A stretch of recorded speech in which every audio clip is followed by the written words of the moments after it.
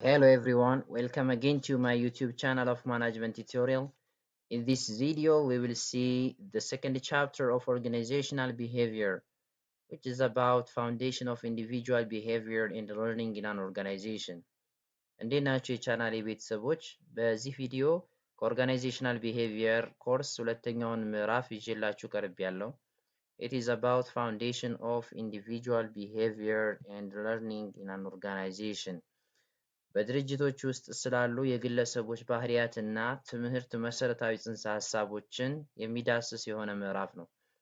በመጀመሪያው ምዕራፍ ላይ እንዳሳለፍነው ኦርጋናይዜሽናል ቢሄቪየር ኢንዲቪጁዋል ሌቭል ኦፍ አናላይሲስ ላይ በሳይኮሎጂ ወይም የስነ ልቦና ዘርፍ ላይ ይመረኮዛል ብለን ነበር። ስለዚህ በዚህ ምዕራፍ ላይ የምንዳስሳቸው ነጥቦች ከሳይኮሎጂ ዲሲፕሊን ጋር ተያያዥነት ያላቸው ናቸው። ይህ ምዕራፍ ከሌሎች ምዕራፎች እጅግ ሰፋ ስለሚል በብዙ ክፍሎች ለመጨረስ እንሞክራለን። In this video we'll see about perception, attitude, personality, learning and strategies of reinforcement, punishment and extinction.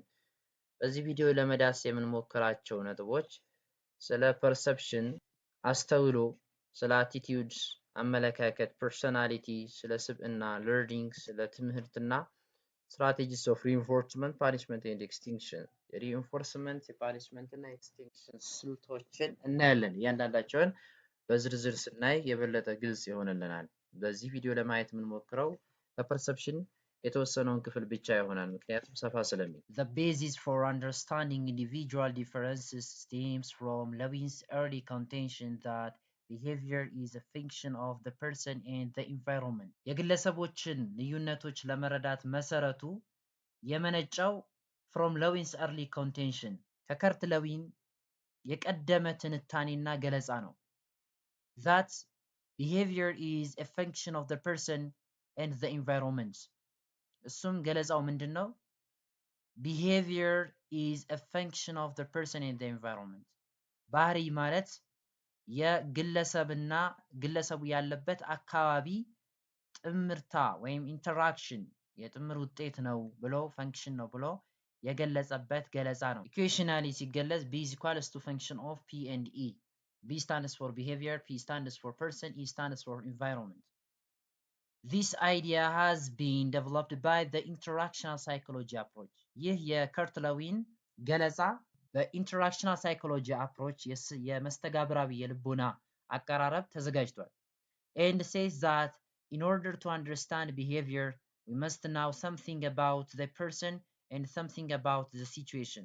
እና ይህ ኢንተራክሽናል ሳይኮሎጂ አፕሮች ምንድን ነው የሚለው? In order to understand behavior, ባህሪን ለመረዳት we must know something about the person. ስለ ግለሰቡ የተወሰነ ነገር ማወቅ አለብን and something about the situation. እንደዚሁም ስለ ግለሰቡ ስላለበት ሁኔታ ስለ ኢንቫይሮንመንቱ የተወሰነ ማወቅ አለብን ይላል። በዚህ ምስል እንደምንረዳው the person and the environment, their interaction results in behavior. ግለሰቡና እንደዚሁም አካባቢ የሁለቱ መስተጋብር behavior ይሆናል ማለት ነው። person ስንል it includes person's skills and abilities, የግለሰቡን ክህሎቶችና ችሎታዎችን ያካታል። personality ስብዕናውን፣ perception አስተውሎቱንና እይታውን አገነዛዘቡን፣ attribution እና ባህሪያቶቹን ያካታል ማለት ነው። the environment, under the environment there are organization, እሱ ግለሰቡ የሚሰራበት ድርጅት work group, ግለሰቡ አብሯቸው የሚሰራቸው የስራ ቡድኖች ጆብ ስራው ራሱ ለግለሰቡ ኢንቫይሮንመንት ነው። ፐርሰናል ላይፍ እንዲሁም የግለሰቡ ግላዊ ህይወት ለሱ ኢንቫይሮንመንቱ ነው። ግለሰቡ ለነዚህ ለኢንቫይሮንመንቱ የሚሰጠው አጸፋ ቢሄቪየር ይሆናል ማለት ነው። The effectiveness of any organization is influenced greatly by human behavior. የየትኛውም ድርጅት ውጤታማነት በውስጡ በሚሰሩ ሰዎች ባህሪ ተጽዕኖ ስር ይወድቃል። People are a resource common to all organizations. ሰዎች ለሁሉም ድርጅቶች ኮመን የሆኑ የጋራ የሆኑ ንብረቶች ናቸው። ያ ማለት ሁሉም ድርጅት በውስጡ የሰው ሀብት አለው ማለት ነው። There is no such thing as peopleless organization. ሰው አልባ የሚባል ድርጅት የለም። ምክንያቱም ድርጅቶች የግዴታ በውስጣቸው ኦፕሬት የሚያደርጉ ስለሚያስፈልጉ ማለት። One important principle of psychology is that each person is different. ከስነ ልቦናዊ መርሆች መካከል እጅግ ጠቃሚውና አንዱ ምንድነው? each person is different እያንዳንዱ ግለሰብ የተለያየ ነው። አንዱ ከአንዱ ይለያል። each person has unique personality እያንዳንዱ ግለሰብ ከሌሎቹ ልዩ የሆነ እሱን የሚለየው ስብዕና አለው። perceptions አስተውሎትና እይታ አለው። and life experiences እና የህይወት ልምዶችም አሉት ከሌሎች የሚለየው። different capabilities for learning ለትምህርትም ደግሞ የመማር የተለያዩ የመማር ችሎታዎች አሉት ከሌሎች የሚለየው። different attitude የተለያየ አመለካከት beliefs and inspirational levels እምነቶችና የተለያዩ አነሳሽ የሆኑ inspirational levels የሚያነቃቁት የሚያነሳሱት ደረጃዎች አሉት ከሌሎች የሚለየው። individual differences that influence work and work environment are discussed in this chapter በዚህ ምዕራፍ ውስጥ በስራ ላይና በስራ አካባቢ ላይ ተጽዕኖ የሚፈጥሩ የግለሰቦችን ልዩነቶችን እንዳስሳለን ማለት የዚህ ቻፕተር ኮንሰርን ነው። the first one is perception ከነኚህ መካከል የመጀመሪያው perception ነው። perception ማለት አተያይ፣ አገነዛዘብ፣ አስተውሎ ማለት ነው። perception is one of the most important cognitive factors of human behavior perception ወይም አስተውሎ፣ አተያይ፣ አገነዛዘብ እጅግ አስፈላጊ ከሆኑ በሰው ልጆች ባህሪያት ላይ ተጽዕኖ ከሚያሳድሩ አእምሯዊ ተጽዕኖዎች መካከል አንዱ ነው። what is perception? perception ምንድን ነው? perception is defined as a process by which individuals organize and interpret their sensory impressions in order to give meaning to their environment. ስቴፈን ሮቢንስ እንዳብራራው perception ማለት a process by which individuals organize and interpret their sensory impressions ግለሰቦች ስሜታዊ ግንዛቤዎቻቸውን የሚያደራጁበትና የሚተረጉሙበት ሂደት ነው። in order to give meaning to their environment ለአካባቢያቸው ትርጉም ለመስጠት ስሜታዊ ግንዛቤዎቻቸውን የሚያደራጁበትና የሚተረጉሙበት ሂደት ምን ይባላል? አስተውሎ ይባላል ማለት። ስሜታዊ ግንዛቤዎቻቸው ወይም ሴንሰሪ ኢምፕሬሽንስ የምንለው የሚመነጨው ከአምስቱ የስሜት ህዋሳቶቻቸው ከሚያዩት ነው ማለት። or perception is a cognitive process ወይም perception ማለት አስተውሎ ማለት a cognitive process that enables us to interpret and understand our surroundings አካባቢያችን እንድንተረጉምና እንድንረዳ የሚያስችል ኮግኒቲቭ ፕሮሰስ ግንዛቤያዊ ወይም አእምሯዊ ሂደት ነው perception ማለት። perception is also the process of noticing and making sense of information በተጨማሪም perception ማለት መረጃዎችን የማወቅና የማስተዋል ሂደት ነው። መረጃ ስንል the information reaches us through any of the five senses መረጃ የሚደርሰን ለኛ ከአምስቱ ስሜቶች መካከል በአንደኛው ሊሆን ይችላል። ከማየት seeing፣ hearing ከመስማት፣ smelling ከማሽተት፣ touching ከመዳሰስ and tasting እና ከመቅመስ ከአምስቱ በየትኛውም በኩል መረጃ ይደርሰናል። ያንን መረጃ ኖቲስ ማድረግ ማወቅና making sense እንዲሁም ማስተዋል ይሄ የማስተዋል ሂደት perception ይባላል ማለት። The critical question in the study of perception is why the same word is viewed differently by different people ስላስተውሎ ስናጠና እጅግ ወሳኝ የሆነው ጥያቄ ምንድነው? why the same word is viewed differently by different people ለምንድነው ተመሳሳይ የሆነው አንዱ ዓለም ራሱ በተለያዩ ግለሰቦች በተለያየ መልኩ የሚስተዋለውና በተለያየ መልኩ የሚታየው የሚለው ጥያቄ ነው። the answer is quite obvious ምላሹም በጣም ግልጽ ነው። that is psychologically the word is not the same for different people ምላሹም ምንድነው? እንደ ስነ ልቦና ዓለም ለተለያዩ ሰዎች አንድ አይነት አይደለችም የሚለው ነው። አሁንም ሌላ ጥያቄ ያስነሳል። ለምን የተለያየ ሆነ? ለምን ሳይኮሎጂካሊ ከስነ ልቦና አንፃር ዓለም አንድ አይነት አልሆነችም ለተለያዩ ሰዎች የሚል ጥያቄ ያስነሳል። the question still remains as to why አሁንም ጥያቄው ለምን ከስነ ልቦና አንፃር ዓለም የተለያየ ሆነች የሚል ጥያቄ ያስነሳል። ስለዚህ ምላሹ an understanding of perception clarifies this point ይህን ነጥብ perception ወይም አስተውሎ የሚለውን ጉዳይ perceptionን መረዳት ይህንን ነጥብ የበለጠ ግልጽ ያደርጋል። ኦኬ ሌላው ነገር ምንድነው? why is perception important in the study of organizational behavior በኦርጋናይዜሽናል ቢሄቪየር ጥናት ውስጥ perception ለምን አስፈላጊ ሆነ የሚለው ጥያቄ ምላሹም simply because people's behavior is based on their perceptions of what reality is, not on realities. ምክንያቱ ምንድነው? ኦርጋናይዜሽናል ቢሄቪየር ላይ ስለ ፐርሴፕሽን ማወቅ ያስፈለገበት ማጥናት ያስፈለገበት ምክንያቱ ሰዎች የሰዎች ባህሪ based on their perception of what reality is እውነታው ምን ይመስላል በሚለው እይታቸው አተያየታቸውና አስተውሎታቸው ላይ የተመሰረተ ነው እንጂ not on reality itself በእውነታው በራሱ ላይ የተመሰረተ አለመሆኑ ነው። ፐርሴፕሽንን እይታቸውን አስተውሎታቸውን እንድንረዳ ያስፈለገው ማለት በሪያሊቲው ላይ ተንተርሰው ሳይሆን ባህሪያቸውን የሚያንጸባርቁት ሰዎች ሪያሊቲው እውነታው ምን ይመስላል በሚለው እይታቸውና አስተውሎታቸው አገነዛዘባቸው ነው።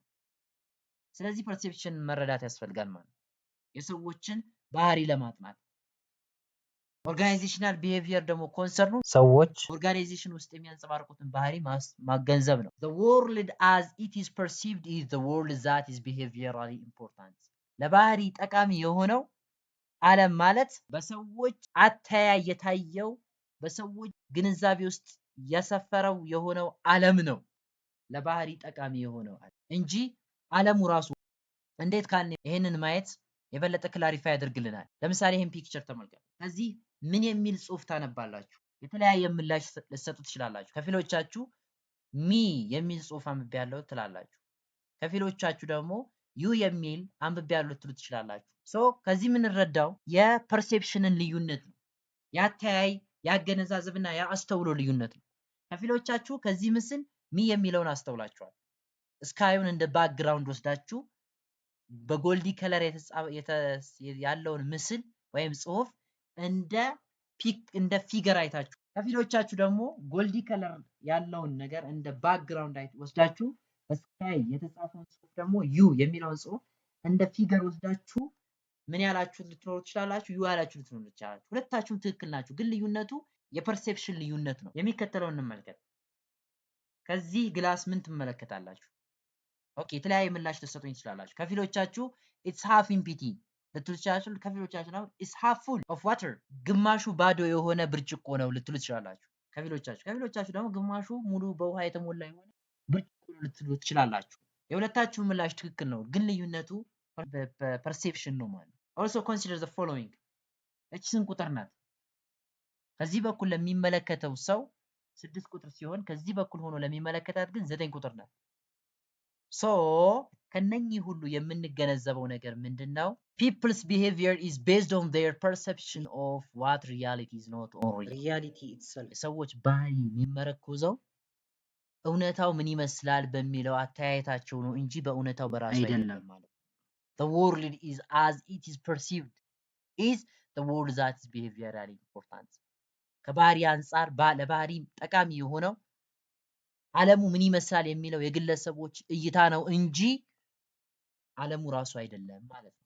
ምክንያቱም እዚህ ጋራ ይሄንን ከፊሎቻችሁ ከፊሎቻችሁ ይዋላችሁ፣ ለዚህ ደግሞ ከፊሎቻችሁ ሃፍ ኢምፒቲ ከፊሎቻችሁ ሃፍ ፉል አላችሁ፣ ከፊሎቻችሁ ደግሞ ለዚህኛው 6 ነው፣ በዛ በኩል ለሚያንሱ ደግሞ 9 ነው። so perception involves the way we view the world around us perception ወይም ማስተዋል አስተውሎ እይታ involves the way we view the world around us በዙሪያችን ያለውን ዓለም የምናይበትን አተያይ ወይም የምናይበትን እይታ ያካትታል perception. It adds meaning to information gathered via the 5 senses of touch, smell, hearing, vision and taste. እናም ከአምስቱ ስሜቶች የተሰበሰበውን መረጃ ለተሰበሰበው መረጃ adds meaning ትርጉም ይጨምርለታል። አምስቱ ስሜቶች ምንላቸው? መንካት፣ ማሽተት፣ መስማት ወይም ማዳመጥ፣ መመልከትና መቅመስ ናቸው። ከነዚህ 5 ስሜቶች ለተሰበሰበው መረጃ ጋዘር ለተደረገው መረጃ አድስ ሚኒንግ ምን ይጨምራል? ትርጉምን ይጨምራል። ምን? ፐርሴፕሽን አስተውሎ ማለት ነው። Perception is the primary vehicle through which we come to understand ourselves and our surroundings. Perception ወይም አስተውሎ ስለ ራሳችንና ስለ አካባቢያችን መረዳት እንድንችል የሚያስችል የመጀመሪያው ተሽከርካሪ ነው። ሰዎች ስለ ራሳቸው ወይም ስለ አካባቢያቸው በተጨማሪ ሊረዱ የሚችሉት በፐርሴፕሽን ነው። በፐርሴፕሽን ወይም በአስተውሎ አማካኝነት ነው። Virtually all management activities rely on perception እንዲሁም በእውነታው ደግሞ all management activities ሁሉም የአስተዳደር እንቅስቃሴዎች በአጠቃላይ ተግባራት በአጠቃላይ rely on perception በፐርሰፕሽን ላይ የተመሰረቱ ናቸው በአስተውሎና በአገነዛዘብ ላይ የተመሰረቱ ናቸው In appraising performance, managers use their perceptions of an employee's behavior as a basis for the evaluation. In appraising performance, በሰራተኞች የአፈጻጸም ግምገማ ላይ managers use their perceptions of an employee's behavior. ማናጀሮች ወይም አስተዳዳሪዎች ኃላፊዎች የራሳቸውን አመለካከት የራሳቸውን እይታ የራሳቸውን ግንዛቤ ይጠቀማሉ የሰራተኞች ባህሪ ምን እንደሚመስል ለመገንዘብ የራሳቸውን ግንዛቤና አስተውሎ ይጠቀማሉ as a basis for the evaluation ለግምገማው መሰረት እንዲሆናቸው ማለት ነው የሰራተኛው ባህሪ እነሱ ባዩት እይታ ምን እንደሚመስል ተንተርሰው በሱ ላይ ተንተርሰው ምን ያደርጋሉ ግምገማቸውን ይፈጽማሉ ማለት ነው አይ ይሄ ጠንካራ ሰራተኛ ነው ይሄ ጠንካራ አይደለም ይሄ በጊዜ ይገባል ይሄ በጊዜ አይገባም አከሌ ደግሞ በጣም ስራው ላይ ጠንካራ ነው አይ አከሌ ደግሞ ስራው ላይ እምብዛም ነው እያለ በራሱ እይታ ላይ ይመሰረታል ማለት ነው የትኛው ማናጀር there can be no behavior without perception and perception lies at the base of every individual behavior there can be no behavior without perception ያለ perception ባህሪ የሚባል ነገር behavior የሚባል ነገር የለም and perception lies at the base of every individual behavior በእያንዳንዱ ግለሰብ ባህሪ መሰረት ላይ perception lies at the base of every individual behavior በእያንዳንዱ ግለሰብ ባህሪ መሰረት ላይ ያለው ነገር መሰረት ምንድነው perception ነው እይታ ነው ካየው እይታ ተንተርሶ ነው ባህሪው የሚመነጨው ካየው እይታ አካይ ከተመለከተው ምልከታ ተንተርሶ ነው ባህሪው የሚመነጨው ከተገነዘበው ግንዛቤ ተንተርሶ ነው ባህሪው የሚመነጨው ስለዚህ ያለ perception ባህሪ የሚባል ነገር የለም ማለት the other point is perceptual process ሌላው የምንዳስተው ነጥብ perceptual process የሚለው perception ፕሮሰሶች አሉት ሂደቶች አሉት perception is outcome of sensation and is much broader in its nature perception ወይም አስተውሎ የስሜት የመሰማት ውጤት ነው እና በባህሪውም እጅግ በጣም ሰፊ የሆነ ነገር ነው perception ማለት perception involves observing data selecting and organizing the data based on sensory reflexes and interpreting the same as per personality attributes of the perceiver perception በውስጡ observing ዳታ መሰብሰብን ወይም መረጃ መሰብሰብን ያካትታል እና ከሰበሰብነው መረጃ ሴሌክት ማድረግ ከምናያቸው መረጃዎች መካከል የምንፈልገውን መምረጥንም ያካትታል and organizing the data እና የመረጥነውንም ደግሞ መረጃ ማደራጀት እና ማቀናጀትን ያካትታል based on sensory reflexes በስሜታዊ ነጸብራቆች ላይ ተንተርሶ መረጃዎችን ማደራጀት ይፈልጋል ማለት ነው and interpreting the same as per personality attributes of the perceiver እና በተመልካቹ የስብዕና ባህሪያት መሰረት ያንን ያደራጀውን መረጃ መተርጎምንም ያካትታል ማለት ነው perception ለዚህ ነው ያው በፐር personality attributes እንደዚህ ጋር እንደምታዩት እቺ በጣም ወሳኝ የሆነች ነጥብ ናት per personality attributes የምትለው እያንዳንዱ ግለሰብ እያንዳንዱ ተመልካች እያንዳንዱ አስተዋይ እያንዳንዱ ተገንዛቢ በራሱ ስብዕና ባህሪያት መሰረት ተንተርሶ የሚሰጠውን ትርጓሜም ያካትታል ምን perception that's why no two individuals can perceive an employee in the same manner ለዛ ነው ሁለት ግለሰቦች አንድን ሰራተኛ በተመሳሳይም በሆነ መልኩ የማይመለከቱና የማይገነዘቡት የማያስተውሉት በአንድ አይነት እይታ የማያዩት ለዛ ነው ለምንድነው first personality attributes ኢንተርፕሬት ስለሚያደርጉት ነው ያዩትን ነገር የሚያስተውሉትን ነገር በግላዊ ሰብዕና የስብዕና ባህሪያት ላይ ተንተርሰው ስለሚያስተውሉት ነው አንዱን ሰራተኛ በተለያየ መልኩ የሚያዩት ማለት ምናልባት ያ ኤምፕሎይ ኤ ለፐርሰን ሲ በጣም ኢፊሺየንት የሆነ ሰራተኛ ሊሆን ይችላል በጣም ቀልጣፋ ብቁ የሆነ ሰራተኛ ሊሆን ይችላል ግን ፐርሰን ዲ ደግሞ ሲመለከተው በጣም ዩዝለስ የሆነ ለሱ ምንም ጥቅም የሌለው ሰራተኛ መስሎ ይታየው ይችላል። ግን ያው አንዱ ግለሰብ አንዱ ኤምፕሎይ ማለት ነው። የዚህ ምንጩ ምንድነው? የተመልካቹ የአመለካከት የእይታ ልዩነትና የአስተውሎ ልዩነት ነው። Understanding perceptual process helps managers know better why people perceive things as they do differently. በወጉ ስለ perceptual process የአስተውሎ ሂደቶችን መረዳት ለኃላፊዎች ወይም ለአስተዳዳሪዎች ለምንድን ነው የሰዎች እይታ ሰዎች ነገራቶችን የሚያዩበት እይታ የተለያየው የሚለውን ነገር እንዲያውቁ ይረዳቸዋል። ስለዚህ ፐርሰፕቹዋል ፕሮሰስን መረዳት ለማናጀሮች ወሳኝ ነገር ነው ማለት ነው። ተቋም ላይ ለመምራት ወይም ድርጅትን ለመምራት ከዚህ ምስል እንደምንመለከተው ፐርሴፕሽን ፕሮሰሶች አሉት ማለት ነው። Here is the perceptual process. The first one is environmental stimuli. የመጀመሪያው ነገር አካባቢያዊ ቀስቃሽ ነው which is received by the perceiver. ተመልካቹ የሚቀበለው የሆነ environmental stimuli አካባቢያዊ ቀስቃሽ ነው። It may be object or event or people. ምን ሊሆን ይችላል? ኦብጀክት ቁስ ሊሆን ይችላል ወይም ኢቨንት ክስተት ሊሆን ይችላል ወይም ሰው ሊሆን ይችላል።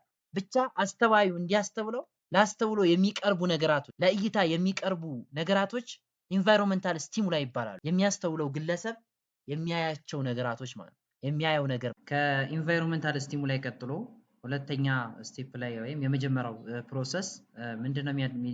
የመጀመሪያው ፕሮሰስ ምንድነው? አቴንሽን ኤንድ ሴሌክሽን ፐርሲቨሩ ስቲሙላዮች መካከል ለሚፈልገው ነገር አቴንሽን ትኩረትና ኤንድ ሴሌክሽን ትኩረት መስጠት ይሰጣል። እንደዚሁም ደግሞ ሴሌክት ያደርጋል።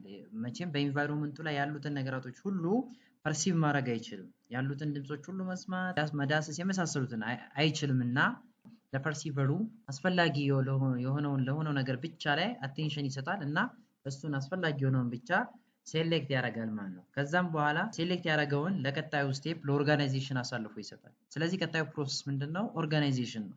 ኦርጋናይዜሽን ማለት ደግሞ ፐርሲቨሩ ሴሌክት አድርጎ የተመለከተውን የሆነውን ስቲሙላይ ለአስተውሎ የመረጠውን የሆነውን ስቲሙላይ ለሚኒንግፉል በሆነ ፓተርን ባለው ፎርማል በሆነ መልኩ የተለያዩ ፒስ ኦፍ ኢንፎርሜሽንስ የኢንፎርሜሽን ቁርጥራጮችን ምን ያደርጋል? ስርዓት ባለው መልኩ ኦርጋናይዝ ያደርጋል፣ ያደራጃል። በአእምሮ ላይ ለሱ እንደ ክሊር የሆነ ሚኒንግ ባለው በስርዓት በተደራጀ መልኩ እንዲቀመጥ ያደርጋል ማለት ነው። ኦርጋናይዜሽን ይባላል ይሄ።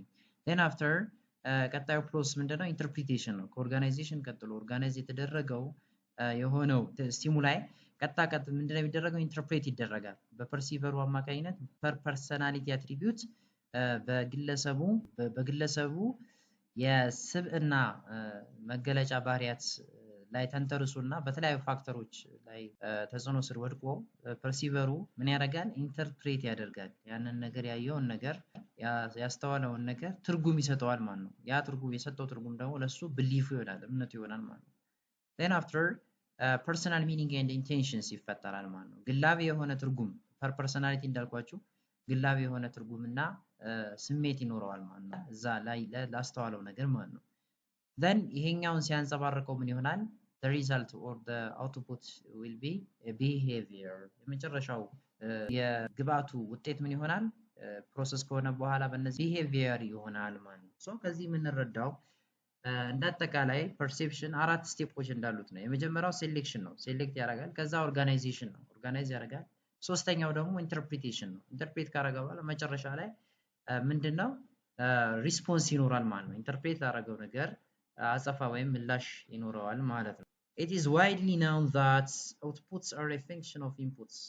በሰፊ እንደሚታወቀው አውትፑቶች ምንድናቸው? የኢንፑቶች የግብአቶች ውጤቶች ናቸው፣ ፈንክሽን ናቸው ማለት ነው። የግብአቶች ፕሮሰስ ተደርገው ከዛ በኋላ የሚወጡት ውጤቶች ናቸው አውትፑት የሚባሉት። Similarly, the perceptual inputs are the first received then perceived by the perceiver and the resultant output becomes the base of the behavior. ስለዚህ በፐርሰፕቹዋልም ላይ በፐርሰፕቹዋል ኢንፑትስ የምንላቸው ወይም የአስተውሎ ግብአቶች የምንላቸው ምንማን ናቸው? the first received መጀመሪያ የተቀበሏቸው በፐርሲቨሩ አማካኝነት ፐርሲቨሩ የተቀበለውና then processed by the perceiver ከዛ በኋላ ፐርሲቨሩ ፕሮሰስ ያደረገው የሆነው ነገር ነው ግብአት የሚባለው ማለት ነው። and the resultant ከዛ መጨረሻ ደግሞ ፕሮሰስ ተደርጎ የወጣው ደግሞ ሪዘልታንት አውትፑት ቢከምስ የመጨረሻው ውጤቱ ምን ይሆናል? ቢከምስ ዘ ቤዝ ኦፍ ዘ ቢሄቪየር የባህሪው ቤዝ ወይም መሰረት ይሆናል ማለት ነው።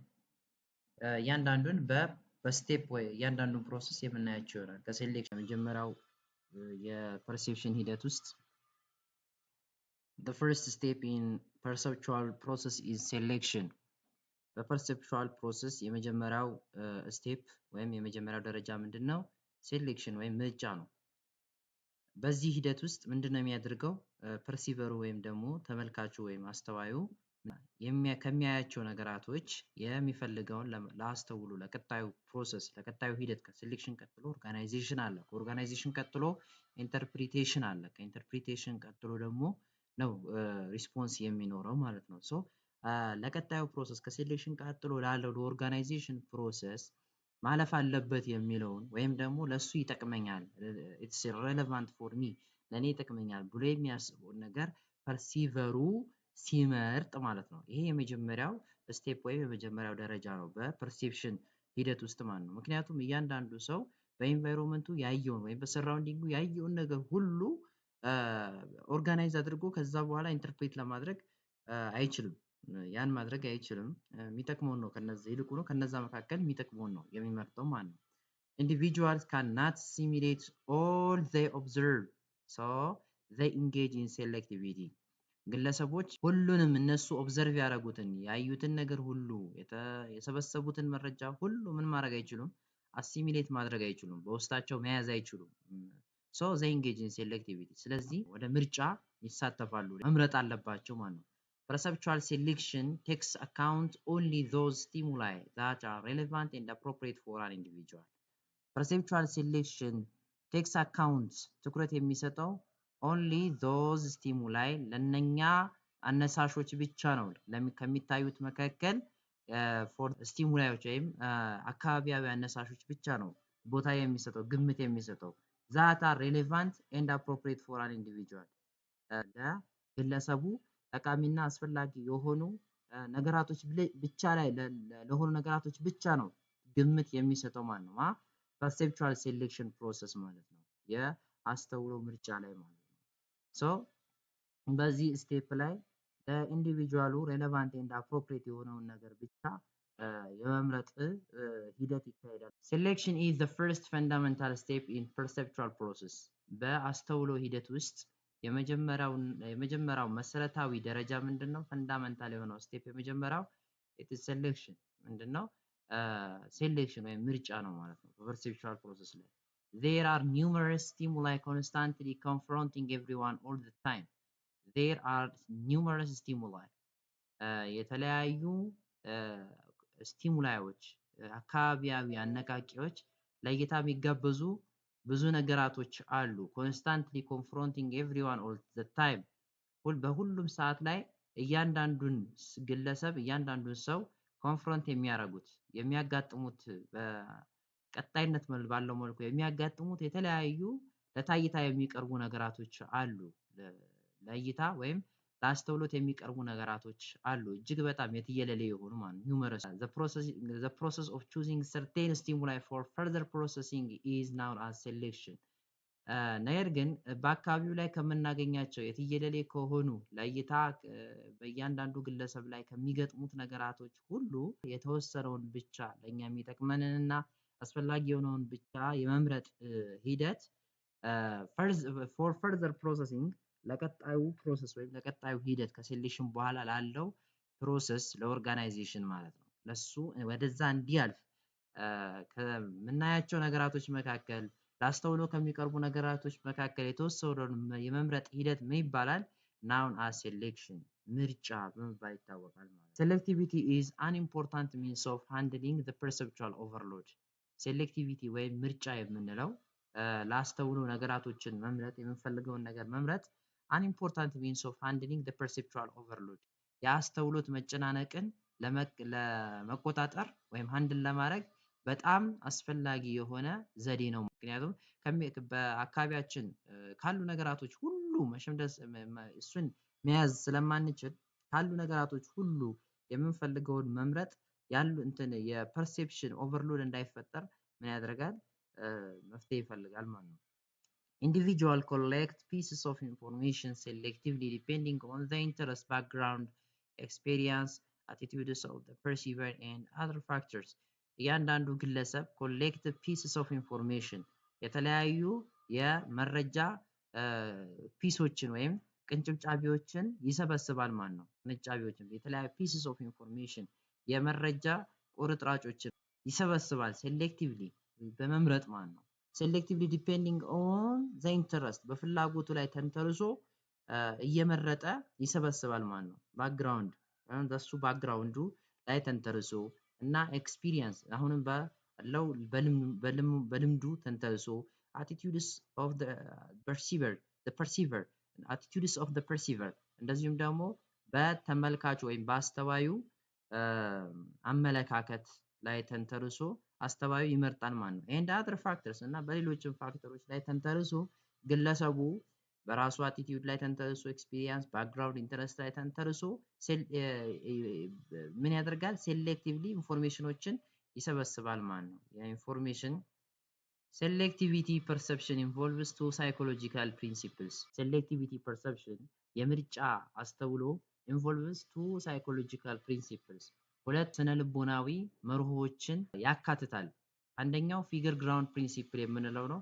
ሁለተኛው relevance principle ነው። The first one is figure ground principle. In the perceptual field, certain factors are considered significant and give a meaning to the person, and certain other which are whether unimportant for a person or cannot be studied are left as insignificant.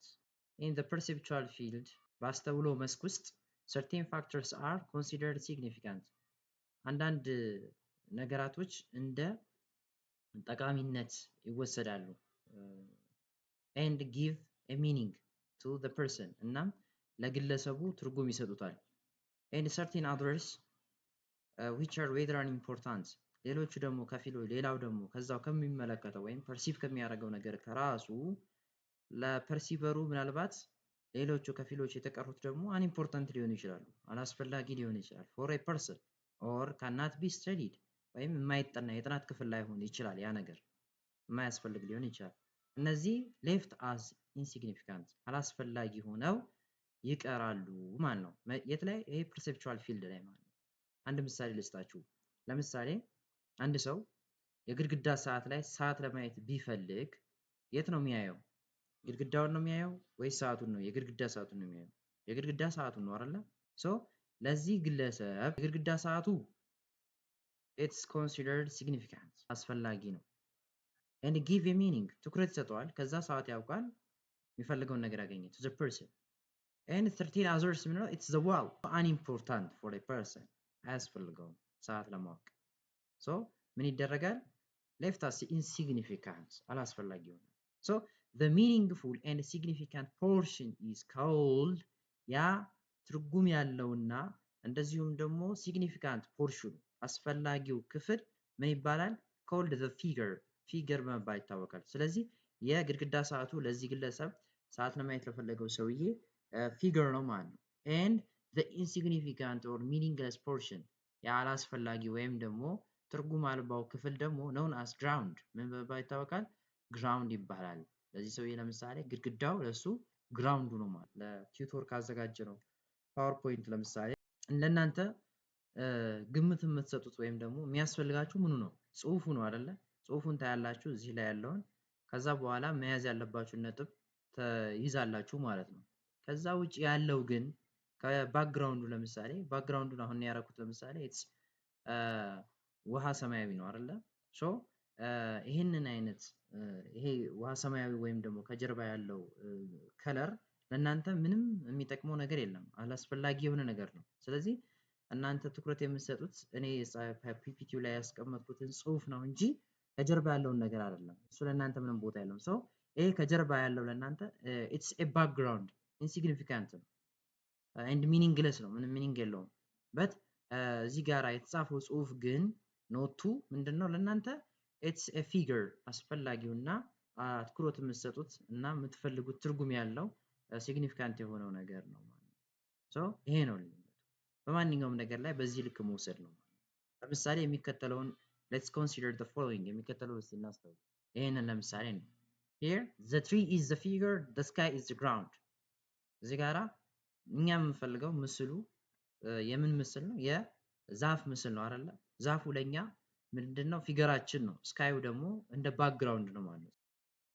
እዚህ ዘንዳ ለምሳሌ ተመልከቱ። here consider the following this figure ለምሳሌ እዚህ ጋራ you can see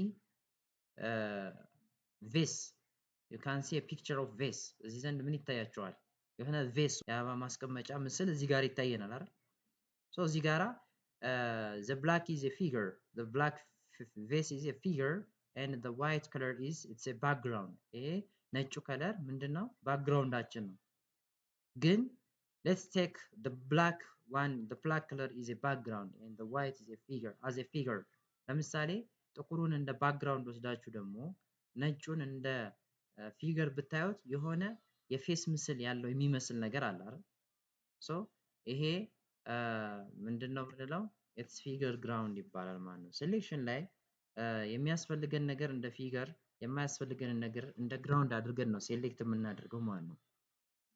ልክ እንደነገርኳችሁ እዚህ ላይ ለምሳሌ የኔ ፓወርፖይንት ላይ ትኩረታችሁን የምታደርጉት ጽሁፉ ላይ ነው። ጽሁፉ ላይ ፎከስ ማድረጉ ሴሌክሽን ነው ማለት ነው። ፊገር ግራውንድ ሶ ፊገር ግራውንድ ሪሌሽንሺፕ በጣም ወሳኝነት አለው። this other principle is relevance principle። ሌላኛው ሴሌክሽን ላይ ያለው ፕሪንሲፕል ምንድነው?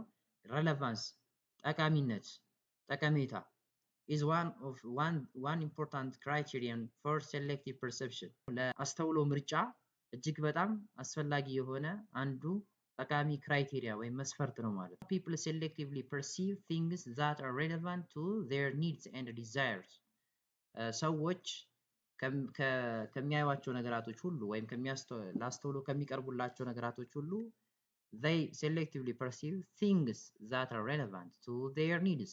ለፍላጎታቸው ጠቃሚ የሆነውን ብቻ ነው መርጠው የሚመለከቱት ወይም የሚያስተውሉት ማለት ነው። and desires እና ለፍላጎታቸው ለክጃሎታቸው የሚያስፈልጋቸውን ነገር ብቻ ነው። ስለዚህ ሴሌክሽን ላይ አንዱ ክራይቴሪያ ምንድነው? ሬሌቫንስ ነው ማለት ነው። አንዱ ፊገር ግራውንድ ብለናል፣ አንደኛው ሬሌቫንስ ነው።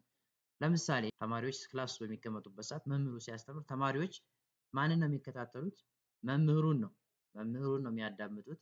መምህሩ ያዘጋጀውን ፓወርፖይንት ወይም ፒፒቲ ፕሮጀክተሩ ዲስፕሌይ አድርጎ ሲያሳይ ትኩረታቸው ሙሉ በሙሉ ዲስፕሌዩ ላይ ወይም ፕሮጀክተሩ ላይ ይሆናል። ማለትም ፓወርፖይንቱ ላይ እንደዚሁም መምህሩ የሚናገረውን ያዳምጣሉ። ትኩረት ሰጥቶበት እያሰመረ ኖት የሚያስይዘውን ይይዛሉ። እነኚህን ነገራቶች ሁሉ ትኩረታቸውን ሙሉ በሙሉ ወደዛ ያደርጋሉ። ግን ከውጭ ለምሳሌ የተለያዩ ድምጾች፣ የተለያዩ የሌሎች ተማሪዎች እንቅስቃሴዎች ወይም ሌሎች እንቅስቃሴዎች ሊኖሩ ይችላሉ። ያንን እነሱ የትኩረታቸው አቅጣጫ አያደርጉትም ማለት ነው ተማሪዎች። ሶ this is ሴሌክሽን ነው ይሄ። አንደኛ ሬሌቫንት አይደለም። ከውጭ ያለው እንቅስቃሴ፣ ከውጭ ያለው ድምጽ፣ ከውጭ የሚሰማው ድምጽ ለነሱ ሬሌቫንት አይደለም። ለነሱ ሬሌቫንት የሆነው የመምህሩ ትምህርት ነው። ከመምህሩ የሚሰሙት የሆነው የሚያስተምረው ትምህርት ነው። ሌላኛው ደግሞ ፊገር ግራውንድ ነው። ያ የሚሰሙት ነገር እንዳለ ወይም ከኋላ ባክግራውንዱ ምንድነው ለነሱ ሬሌቫንት ስላልሆነ ያንን ነገር አያደምጡም፣ ያንን ነገር አያዩም። ነገር ግን ትኩረታቸው መቶ በመቶ መምህሩን ማድመጥ፣ የመምህሩን እንቅስቃሴ ማየት ነው ማለት ነው። ይሄ ሴሌክሽን ነው ማለት ነው። ካለ ነገር ሁሉ ለፐርሴፕሽን ከቀረቡ ነገሮች ሁሉ ለነሱ ጠቃሚ የሆነውን እየመረጡ ነው። the second step in the perceptual process is organization። ሁለተኛው ስቴፕ ደግሞ ምንድነው? ኦርጋናይዜሽን ነው።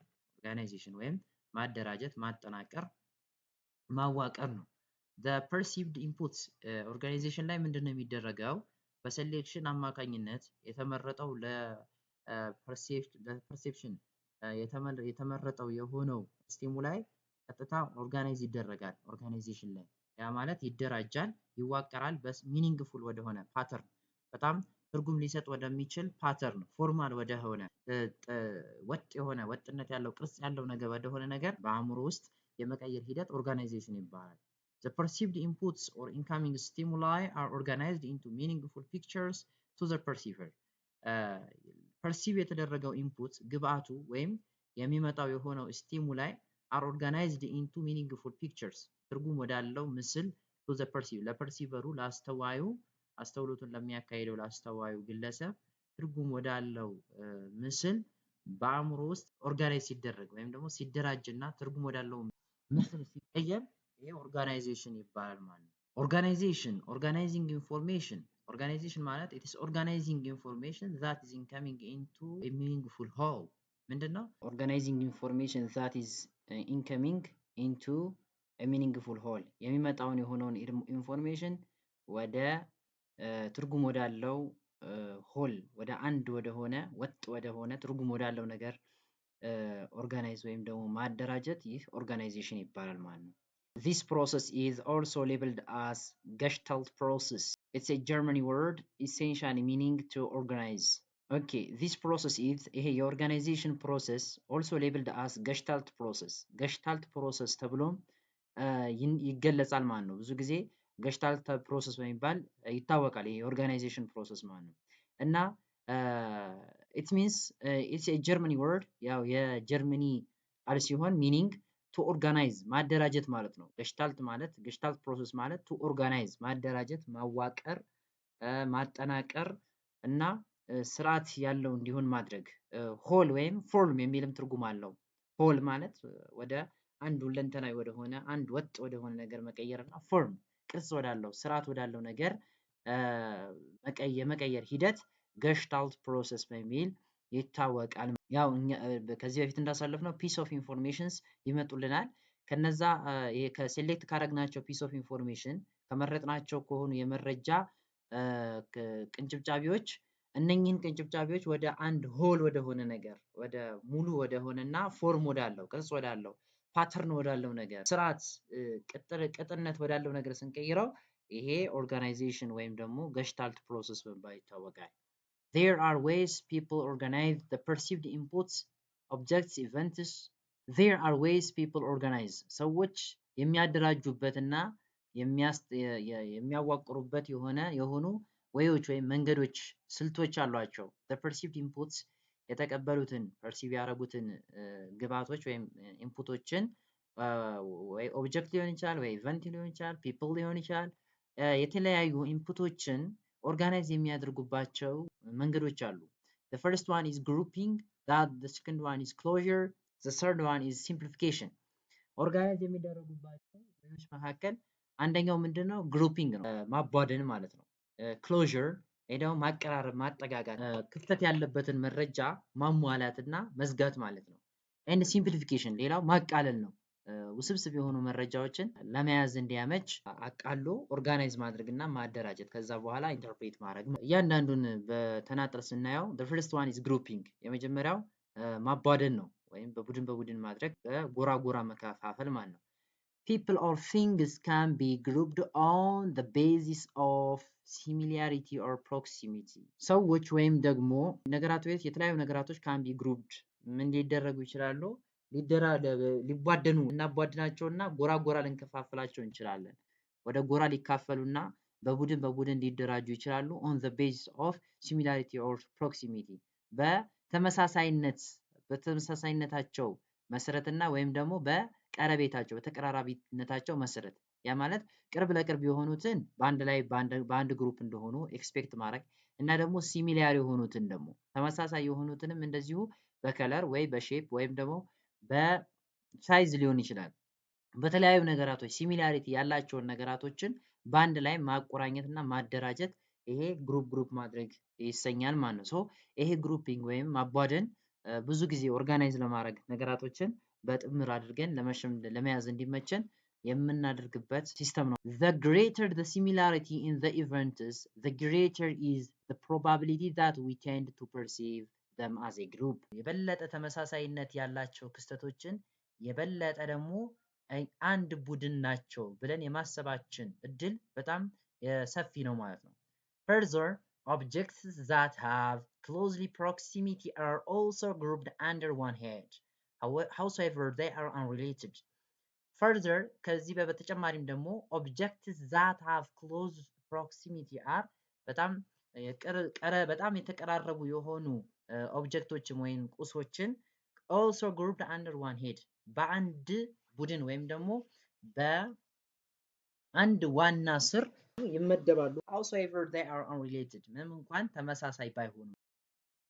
ተመልከቱ ከዚህ የሚከተለውን ይህን ፒክቸር እንደምታዩት ከዚህ እንደምትረዱት based on proximity we group this into one group and this one into the other group ብዙ ጊዜ አሁን አጥግብ ላጥግብ የሆኑትን ወይም ተቀራራቢ የሆኑ ነገራቶችን አንድ ላይ ናቸው ብለን ከማሰባችን የተነሳ ለምሳሌ ይህንን ምንድነው አንድ ናቸው ይሄ አንድ ጎራ ነው ብለን እናስባለን ይሄን ደግሞ አንድ ጎራ ነው ሌላ ሁለተኛ ጎራ ነው ብለን ፕሮክሲሚቲ አጠገብ ላጠገብ ስለሆኑ ማለት ነው ይሄንን ረድፍ እንደ አንድ ረድፍ ይሄን ረድፍ እንደ አንድ ረድፍ ወስደን ሁለት የሆኑ በሁለት በኩል ግሩፕ የተደረጉ ነገራቶች እንደሆኑ እናስባለን እዚህ ደግሞ ቤዝድ ኦን ሲሚላሪቲ ደግሞ በተመሳሳይነት ደግሞ ስናይ ሼፓቸው አንድ አይነት ቢሆንም ግን በከለራቸው ተመሳሳይ የሆኑትን ብቻ እየለየን ይሄንን እንደ አንድ ጎራ ይሄን እንደ አንድ ጎራ የመወሰዳችን አጋጣሚ በጣም ሰፊ ነው ማለት ኤግዛምፕል ደግሞ ወደ ድርጅታዊ አሰራር ስንመጣ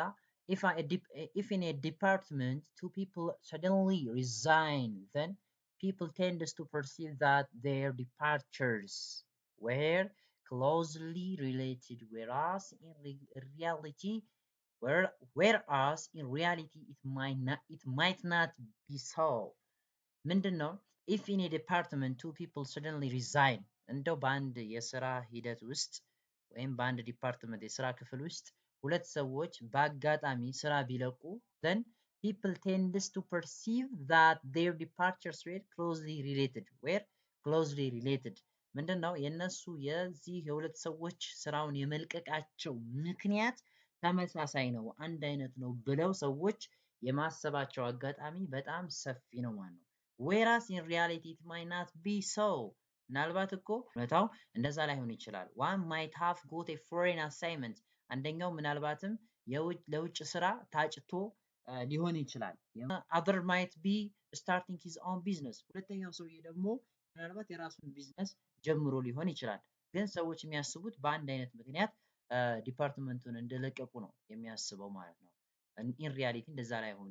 ይችላል ማለት ነው ስለዚህ ብዙ ጊዜ ፕሮክሲሚቲ ያላቸው አሁን እነዚህ ሰዎች ፕሮክሲሚቲ ስላላቸው ነው በተመሳሳይ ጊዜ በተመሳሳይ ወቅት ላይ ስለለቀቁ ነው እንደዛ ያደረጉት አሁን ሲሚላሪቲ ደግሞ ስናይ ለምሳሌ አንድ ሱቅ ላይ አብረው የቆሙ ሰዎችን ስናልፍ ብናያቸው ምን ይመስለን ይችላል ብዙ ጊዜ ለአንድ አላማ ወይ አብረው የመጡ አይነት ነገር ይመስለናል ማለት ነው በተመሳሳይ ሰዓት አብረው ሲሄዱ አብረው ሲቆሙ ብናያቸው ማለት ነው ሶ እንዲህ አይነት ነገራቶች ያጋጥማሉ ብዙ ጊዜ the tendency to group people or things that appear to be similar in certain ways but not in all is a common means of organizing our perception ምንድነው the tendency to group people or things that appear to be similar in certain ways but not all in all በተወሰነ መልኩ በተወሰኑ ነገራቱ በተወሰነ መልኩ የሚመሳሰሉ የሆኑ ነገራቶችን ወይም ደግሞ ሰዎችን በአንድ ላይ በአንድ ቡድን አድርገን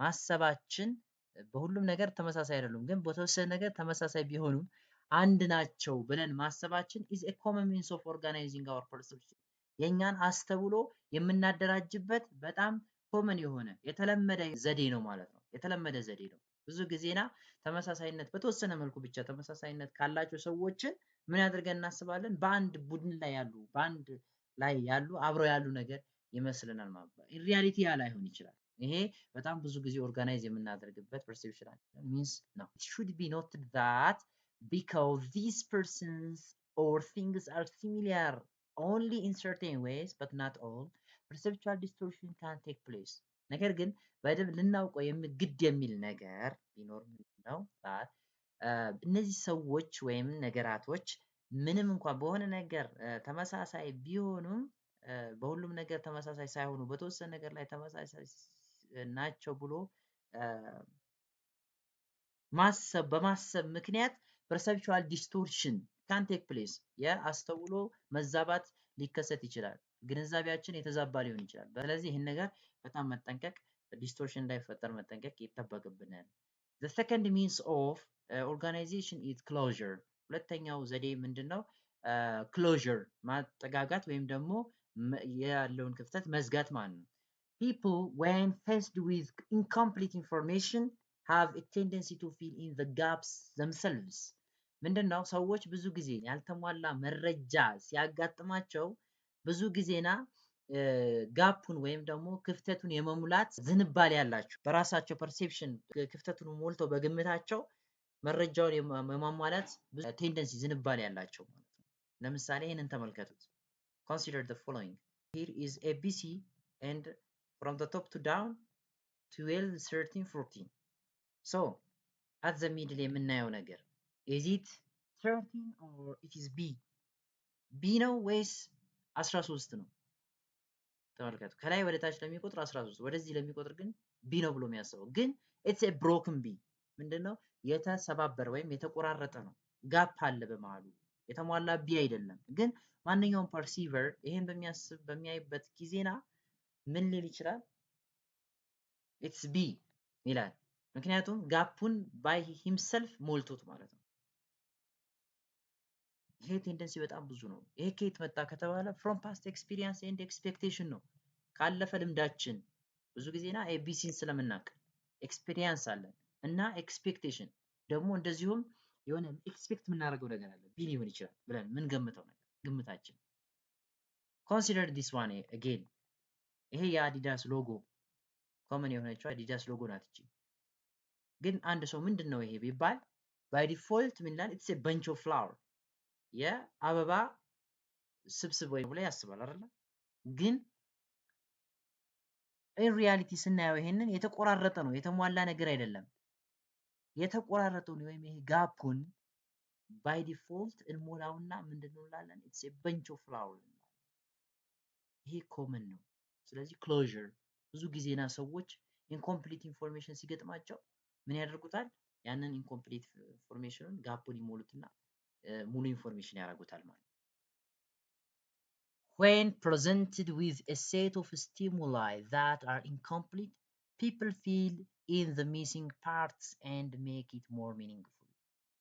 ብዙ ጊዜና ሰዎች ያልተሟላ የሆነ ስቲሙላይ ሲገጥማቸው እንደዛ አይነት ነገር ሲያገኙ ወይም ሲከሰት ምን ያደርጉታል? fill in the missing parts የተጓደለውን ቦታ የሞሉትና and make it more meaningful የበለጠ ምንድነው ትርጉም ያለው ያደርጉታል ማለት ነው። ልክ ከላይ እንዳደረግነው the tendency to organize perceptual stimuli so that they form a complete message is also known as closure. ያልተሟላን ስቲሙላይ perceptual ስቲሙላይን ኦርጋናይዝ ማድረግና ማደራጀት ምን እንዲኖረው የተሟላ ሜሴጅ እንዲያስተላልፍ የተሟላ መልእክት እንዲያስተላልፍ ምንድነው ኦርጋናይዝ የማድረግ ሂደት ምን ይባላል? ክሎዥር ተብሎ ይታወቃል። ክሎዥር በመባል ይታወቃል። ለፐርሴፕሽን የቀረበውን የሆነውን ታርጌት ማሟላታችን ወይ የተሟላ ሜሴጅ መልእክት እንዲያስተላልፍ ማድረጋችን ክሎዥር በመባል ይታወቃል። In organizations, managers usually do not have complete information. ሁል ጊዜ ማናጀሮች ወይም አስተዳዳሪዎቹ በድርጅቶች ላይ የተሟላ መረጃ ሁል ጊዜ አይኖራቸውም። On the basis of which to judge the employees ኤምፕሎይዎችን ጀጅ ለማድረግ የሚረዳ የሆነ መሰረት የሚሆን ምን አይኖራቸውም? መረጃ የተሟላ መረጃ ሁል ጊዜ አይኖራቸውም። ይህን ጊዜ ምን ያደርጋሉ? managers in such cases fill the missing message and make decision በራሳቸው የተሟላ ሜሴጅ ሚሲንግ ሜሴጁን ያንን የተጓደለውን የሆነውን ሜሴጅ ወይም መልእክት ያሟሉትና ከዛ በራሳቸው ጊዜ ውሳኔ ይሰጣሉ ማለት ነው። the third way is or the third means is it's a simplification. ኦርጋናይዝ ከምናደርግባቸው ወይዎች መካከል አንዱ ምንድነው? ሲምፕሊፊኬሽን ነው ወይም ማቃለል ውስብስብ ነገራቶችን አቅልሎ ኦርጋናይዝ ማድረግ በጭንቅላታችን በተደራጀ መልኩ እንዲሰፍር ማድረግ ከዛ በኋላ ኢንተርፕሬት እናደርገው ማለት ነው። whenever people are overloaded with information ሰዎች በመረጃ ሲጨናነቁ በጣም ብዙ መረጃ ሲያጋጥማቸው they try to simplify it to make it more meaningful የበለጠ ትርጉም ያለው እንዲሆንላቸው ለማቅለል ይሞክራሉ and understandable እና የበለጠ understandable ለመረዳት ቀላል እንዲሆንና ትርጉም ያለው የተሟላ ትርጉም ያለው እንዲሆን ለማቃለል ብዙ ጥረት ያደርጋሉ ይሞክራሉ ማለት ነው። ይሄ ሲምፕሊፊኬሽን ይባላል። Simplification occurs when the perceiver subtracts less salient information and concentrates on important one. Simplification ወይም ማቃለል የሚከሰተው መቼ ነው?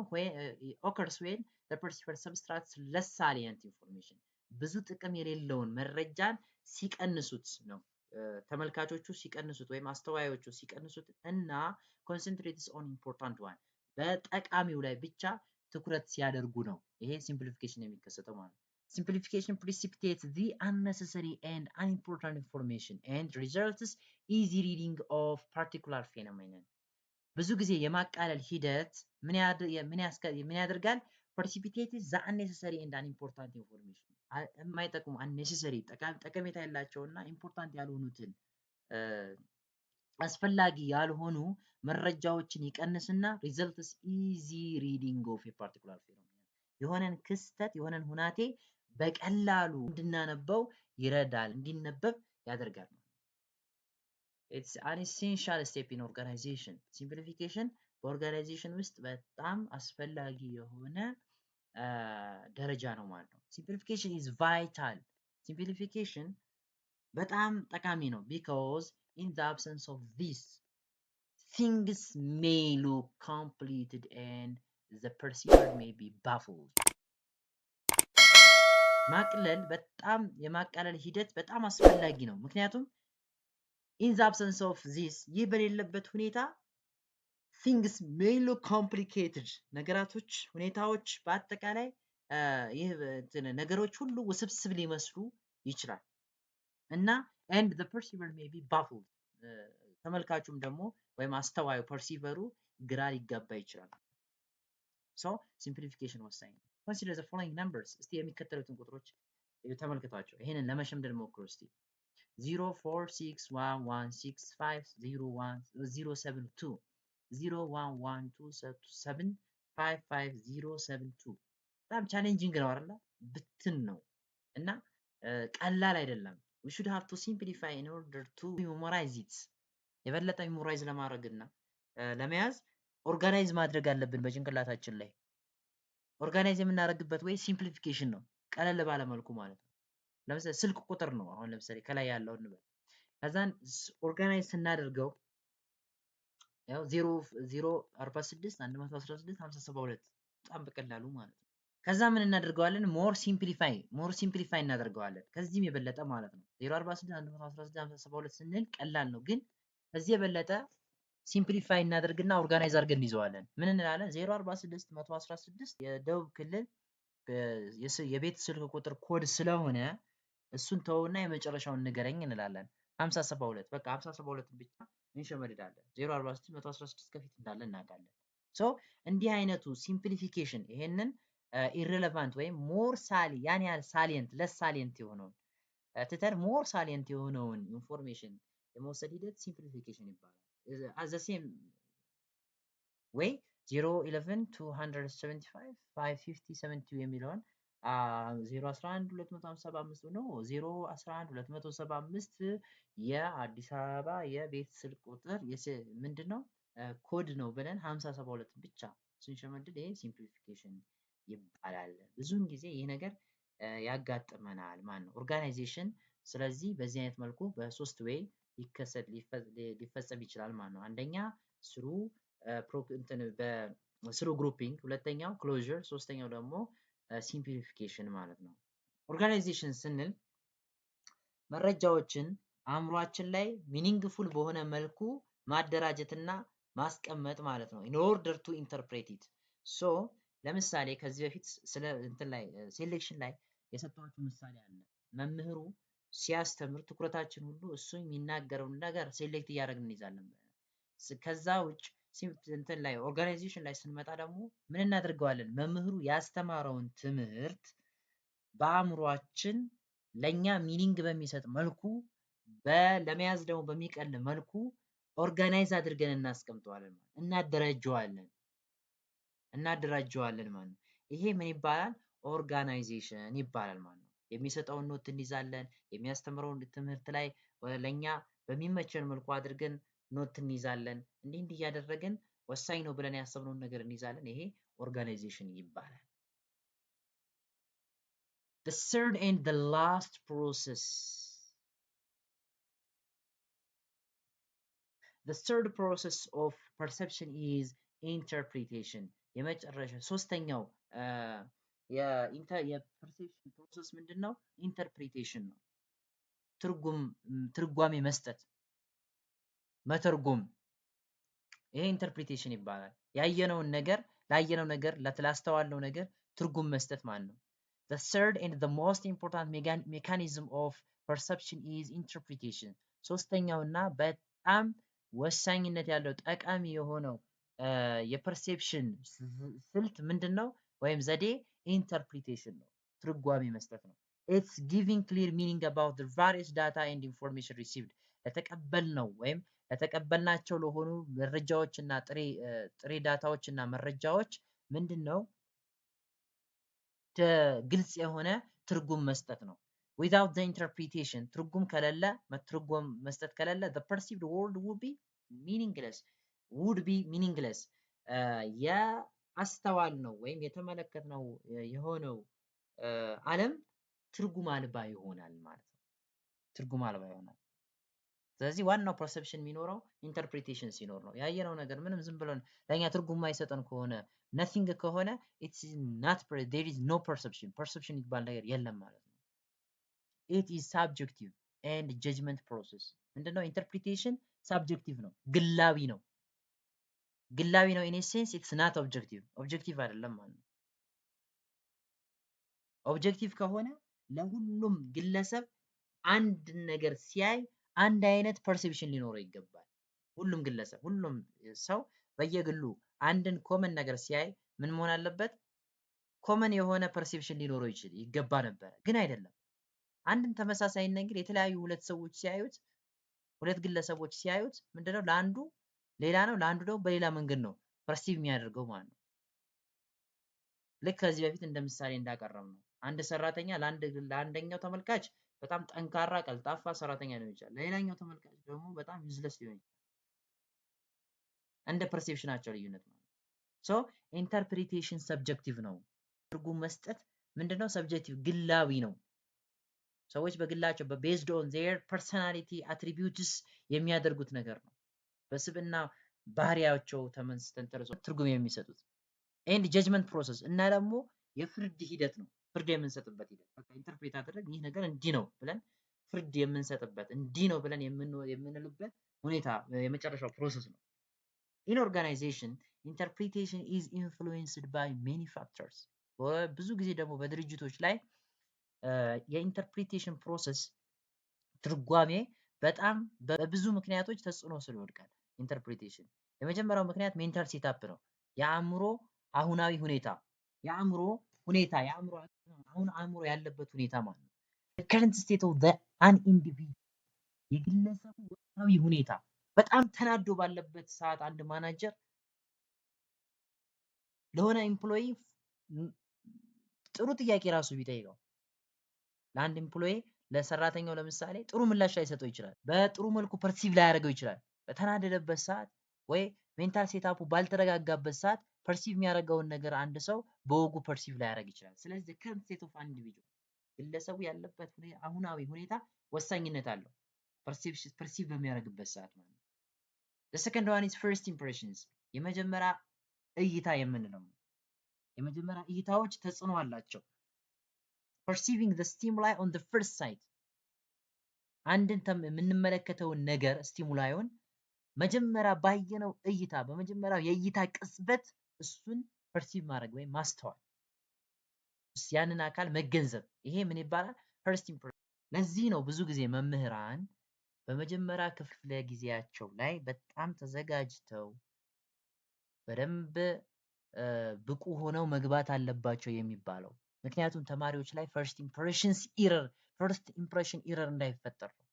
የመጀመሪያ እይታ ስህተት እንዳይፈጠር መጀመሪያ ክላስ ላይ በደንብ ካስተማረ መምህሩ ጥሩ ነው ብለው ያስባሉ፣ ጎበዝ ነው ብለው ያስባሉ። ነገር ግን ምንም እንኳን ጎበዝ ምንም እንኳን የሚችል ቢሆን በመጀመሪያ ክላስ ላይ ከተንተባተበ ወይ በደንብ ሳይዘጋጅ ከገባ ምን ይላሉ? አይ ይሄ መምህር አይችልም ብለው የመገመታቸው ፕሮባቢሊቲ ሰፊ ነው። ሶ ፈርስት ኢምፕሬሽን ኢረር ብዙ ጊዜ ይከሰታል። ሰውን አንድ ቀን ባየነው እይታ ብቻ ጀጅ ማድረግ በቃ እንዲህ ነው የሆነ ነገርን መጀመሪያ ባየነው እይታ ያ እኮ ላይሆን ይችላል።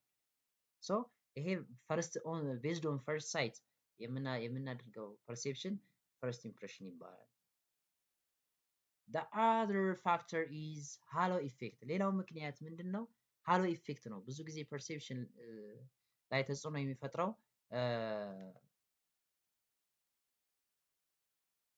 ምክንያት halo effect ነው። perceiving the stimulus based on a single quality or it is the process of using single personality traits of an individual and drawing a general impression about him or her. perceiving a stimulus የምናየውን ነገር ታርጌታችንን ማስተዋል ነው based on a single quality በአንዲት ጥራት ብቻ ላይ ተንተርሰን ማለት ነው። ምሳሌ አንድን ሰራተኛ በጊዜ ከመግባትና በጊዜ ስራ ከመግባትና በጊዜ ከመውጣት አንፃር ብቻ ምንገመግም ከሆነ halo effect ይፈጠራል ማለት ነው። or it is the process of using single personality traits ወይም አንዲትን ነጠላ የሆነችን የስብዕና ባህሪ ይዘን እሷን ብቻ መጠቀም ማለት ነው። of an individual የአንድን ግለሰብ ሰባ and drawing a general impression about him or her ስለሱ ወይም ስለሷ ጄኔራል የሆነ አጠቃላይ የሆነ ኢምፕሬሽን ግንዛቤን ድሮ ማድረግ ወይም መሳል ይሄ ምንድነው? ግንዛቤን መሳል አጠቃላይ የሆነ ግንዛቤ በአንዱ ባህሪ ብቻ ተነስተን አጠቃላይ የሆነ ግንዛቤ መሳል ይሄ ሃሎ ኢፌክት ይባላል። ይሄ ብዙ ጊዜ የሚከሰት ነው። በጣም ብዙ ጊዜ በመስሪያ ቤቶች ላይ ወይም ድርጅቶች ላይ በጣም የሚከሰት የሆነ ኮመን የሆነ ነገር ነው። ብዙ ጊዜ በሰዓት የሚገባ በሰዓት የሚወጣ ከሆነ ስራ ላይ በጣም ጠንካራ ነው ተብሎ የሚታሰብ አለ። ወይም ስራ ላይ ጎበዝ ከሆነ በሁሉም ነገር ላይ ጎበዝ ነው ተብሎ ይታሰባል። በባህሪውም በምንም እንደዛ አይደለም። ወይም በባህሪው ጎበዝ ከሆነ ስራም ላይ ጎበዝ ነው ወይም በሰዓቱ ገብቶ ይወጣል እንደዛ ነው ብሎ ማሰብ በጣም ይስተዋላል። ሌላ the other one is stereotype stereotype ማለት judging people on the basis of the characteristics of the group they belong ይሄ ደግሞ ሰዎችን እነሱ በሚገኙበት ቡድን ባህሪ ላይ ተንተርሶ ወይም እነሱ በሚገኙበት ቡድን ተንተርሶ ምን ማድረግ ነው? መፍረድ ሰዎችን ግልጽ ነው አይደለ? ሰዎችን እነሱ በሚገኙበት በሆነው ቡድን ወይም ደግሞ ማህበረሰብ ወይም ሶሻል ሊሆን ይችላል። በዛ ህብረተሰብ ላይ ተንተርሰን አይ ይሄ ቡድን እኮ እንዲህ አይነት ስለሆነ አከሌ ደግሞ የእንደዚህ አይነት ቡድን አባል ስለሆነ እሱም እንደነሱ ነው ብሎ ጀጅ ማድረግ ስቴሪዮታይፕ ይባላል ማለት ነው።